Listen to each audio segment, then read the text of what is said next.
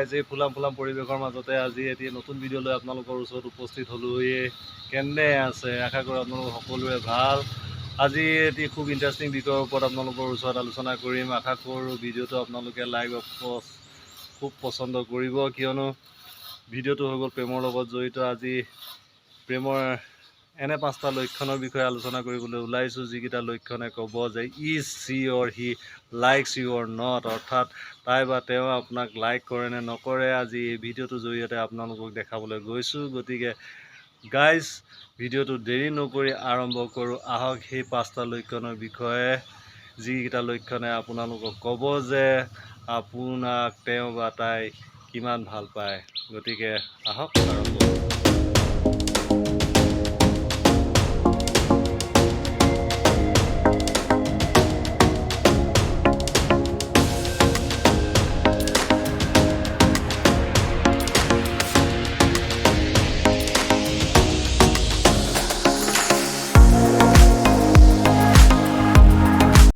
সেইটো কাৰণো জানিব ইচ্ছা নাযায়, তেওঁ বা তাই যাক ভাল পাইছে সেইজন ব্যক্তিও তেওঁ বা তাইক লাইক কৰে নে পচন্দ কৰে নে নকৰে।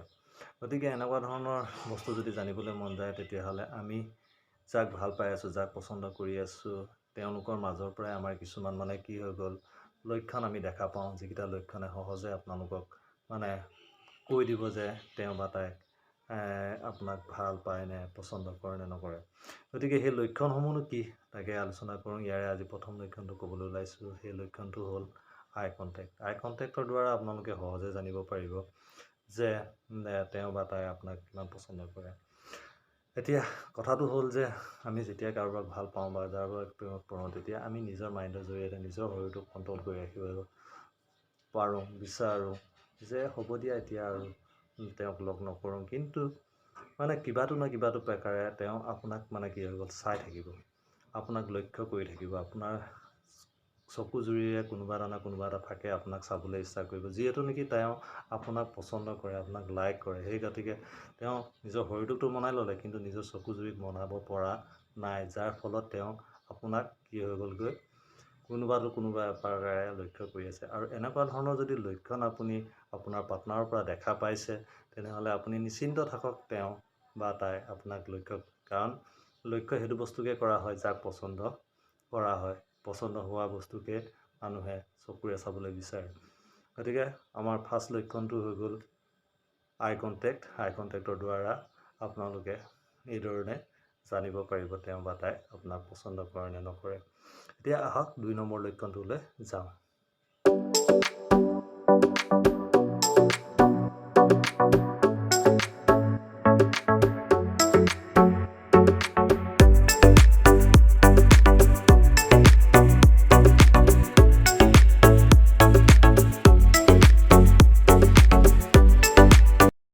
এতিয়া 2 নম্বৰ লক্ষণটোলৈ আহোঁ। 2 নম্বৰ লক্ষণটো হ'ল যেতিয়া কোনো প্ৰেমিক প্ৰেমিকাই যেতিয়া ধৰি লওক বহি মেলি কেতিয়াবা কথা পাতে, আৰু সেই কথাৰ মাজতে যেতিয়া প্ৰেমিক বা প্ৰেমিকাই আপোনাৰ পৰা যেতিয়া সৰু সৰু কিছুমান কথা আপোনাৰ পৰা জানিব বিচাৰে, যেনেধৰণে ধৰি লওক আপুনি কি খাই ভাল পায়, আপোনাৰ ফেভৰেট কালাৰ কি, আপোনাৰ কি গ'ল ফেভৰেট ড্ৰেছেছ কি, বা আপুনি কোন জেগা পচন্দ কৰে আদি ইত্যাদি ধৰণৰ কিছুমান সৰু সৰু কথা আপোনাৰ পৰা জানিব পাৰে, যিবোৰে নেকি তেওঁৰ জীৱনত বিশেষ ধৰণে উপকাৰ নকৰিলেও কেতিয়াবা ধৰি লওক কোনোবা এটা অকেশ্যনত বা কেতিয়াবা ধৰি লওক কিবা এটা পাৰ্টিত আপোনাক তেনেধৰণৰ বস্তু এটা দি পানি আপোনাক ইমপ্ৰেছন কৰিব, যিহেতু নেকি আপোনাক লাইক কৰে। সেইকাৰণে আপোনাৰ এই সৰু সৰু কথাবোৰ তেওঁ জানি তেনেধৰণৰ বস্তু আপোনাক গিফ্ট কৰি বা তেনেধৰণৰ ঠাইলৈ আপোনাক নি আপোনাক কি হৈ গ'ল ইমপ্ৰেছন কৰিবলৈ চেষ্টা কৰিব, কিয়নো তেওঁ আপোনাক লাইক কৰে।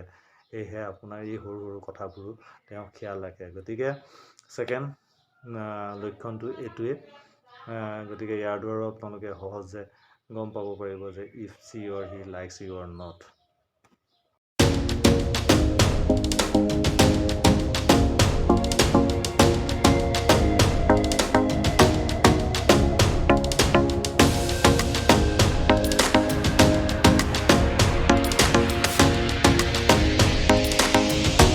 এতিয়া আহোঁ 3 নম্বৰ লক্ষণটোলৈ। 3 নম্বৰ লক্ষণটো হ'ল যে তেওঁ যেতিয়া তেওঁ বা তাই যেতিয়া আপোনাৰ প্ৰতিটো সৰু সৰু কথা আপোনাৰ পৰা জানিলে, আপুনি কি ভাল পায়, কি কালাৰ আপোনাৰ পচন্দ হয়, কি চকলেট আপুনি লাইক কৰে, তেনেকুৱা ধৰণৰ যি কিছুমান সৰু সৰু যিবোৰ কথা, সেই কথাসমূহ বাস্তৱিত তেওঁ বা তাই আপোনাৰ ৰূপায়িত কৰিছেনে নাই।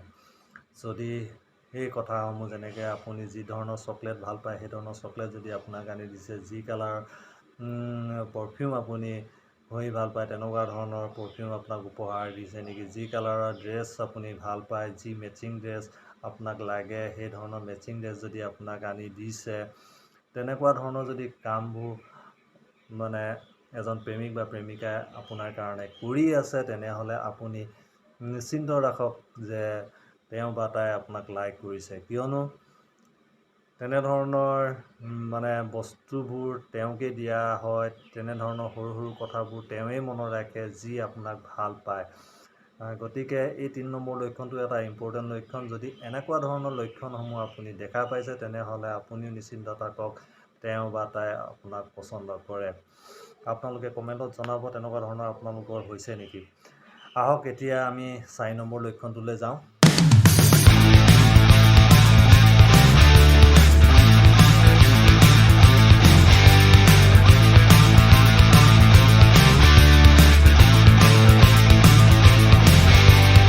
4 নম্বৰ লক্ষণটো হৈ গ'ল আৱেগৰ লগত জড়িত। 4 নম্বৰ লক্ষণটো হৈ গ'ল এনে এটা লক্ষণ, যি লক্ষণ সাধাৰণতে এটি গভীৰ প্ৰেমত দেখা যায়। তেওঁ বা তাই যদি আপোনাক পচন্দ কৰিছে, তেতিয়াহ'লে আপুনি এটা বস্তু মনত ৰাখিব, তেওঁ বা তাই আপোনাক মানে নিজৰ আটাইতকৈ গুপুত ৰহস্যৰ কথা এদিন নহয় এদিন আপোনাৰ ওচৰত উল্লেখ কৰিব। কিয়নো তেওঁৰ বহুতো বন্ধু বান্ধৱ থাকিব পাৰে, তেওঁৰ বহুতো নিজৰ আত্মীয় পৰিয়াল থাকিব পাৰে, কিন্তু আত্মপৰিয়াল বা বন্ধুবৰ্গ থাকিলেও তেওঁ আজিলৈকে কোনোদিনাখন ফিলিংছ কৰা নাছিলে, যে কোনোদিনাখন মানে এনেকুৱা ধৰণৰ অনুভূতি তেওঁৰ অন্তৰত জগা নাছিলে, যে যি নেকি মই তেওঁক মানে মোৰ ভিতৰৰ গুপুত ৰহস্যখিনি কথা কওঁ। যদি আপোনাক তেনেধৰণৰ ভিতৰৰ গুপুত ৰহস্যৰ কথা আপোনালোকৰ লগত আপোনাক আলোচনা কৰিছে, আপোনাৰ লগত বহি, তেতিয়াহ'লে সি এটা হৈ গ'ল চাইন, যিটো চাইনে আপোনাক মানে সহজে মানে আপুনি ধৰা পেলাব পাৰিব যে তেওঁ বা তাই আপোনাক লাইক কৰিছে বা পচন্দ কৰিছে, যাৰ কাৰণে তেওঁৰ মানে গুপুত ৰহস্যবোৰৰ বিষয়ে বৰ্ণনা কৰিছে। এনেকুৱা ধৰণৰ গুপুত ৰহস্য মানে ধৰি লওক তেওঁ কি ধৰণে মানে ধৰি লওক সৰুৰ পৰা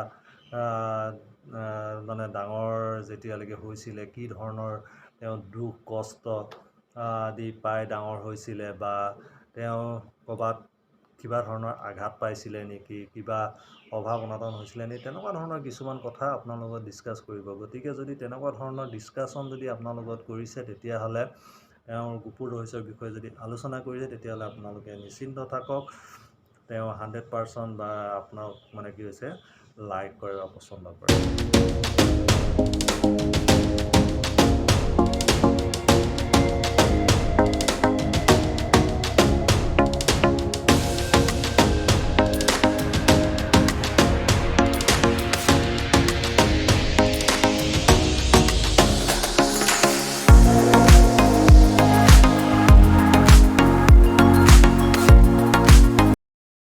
এতিয়া আহোঁ শেষৰ লক্ষণটোলৈ। শেষৰ লক্ষণটো হ'ল পজিটিভ টাচ। আমি যেতিয়া কাৰোবাক ভাল পাওঁ, কাৰোবাক লাইক বা পচন্দ কৰোঁ, তেওঁক মানে কি হৈ গ'ল কোনোবা এটাৰ ওপৰে মানে এটা শ্লাইট পজিটিভ টাচ দিবলৈ বিচাৰোঁ।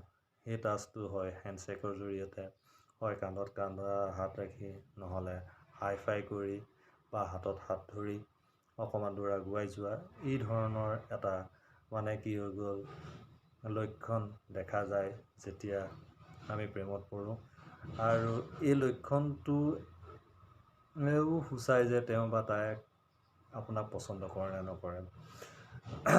তেওঁ যদি আপোনাক পচন্দ কৰে, তেওঁ আপোনাৰ হাতত হাত ধৰি পানি কিছু দূৰ বাট যাব, আপোনাৰ কান্ধত ধৰি কেতিয়াবা ধেমালি কৰিব, আপোনাৰ সুখত হাই ফাই দি আপোনাক উৎসাহিত কৰিব।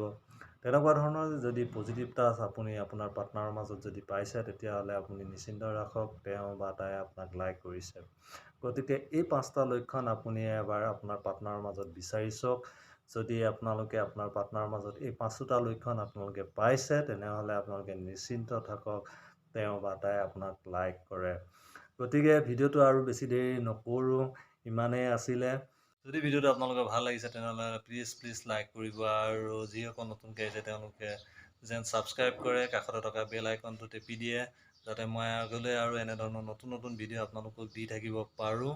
আৰু মোৰ ভিডিঅ'টোত যদি কিবা আহুৱা থাকি গৈছে প্লিজ কমেণ্ট বক্সত জনাব, যাতে মই ভিডিঅ'খিনি আৰু আপগ্ৰেড কৰিব পাৰোঁ। গতিকে আজিলৈ ইমানেই, নমস্কাৰ।